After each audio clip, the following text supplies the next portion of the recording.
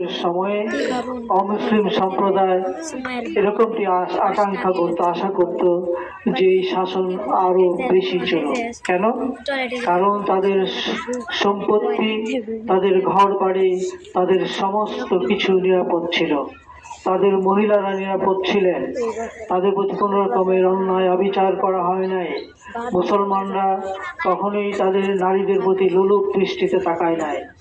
এই দীর্ঘ 800-900 বছর চলেছে। এই কারণেই তারা চেয়েছে যে মুসলিম শাসন, ইসলামী শাসন আরো দীর্ঘায়ু হোক। প্রিয় বোনেরা, এই কারণে আপনাদের ভয়ের কোনো কারণ নাই। প্রিয় ভাইয়েরা, আপনাদের ভয়ের কোনো কারণ নাই।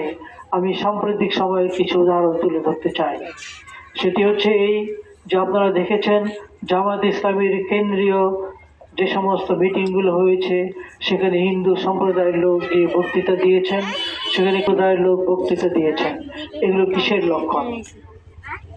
এগুলো সম্প্রীতি আরো বৃদ্ধির লক্ষণ, পারস্পরিক আস্থা সৃষ্টির লক্ষণ।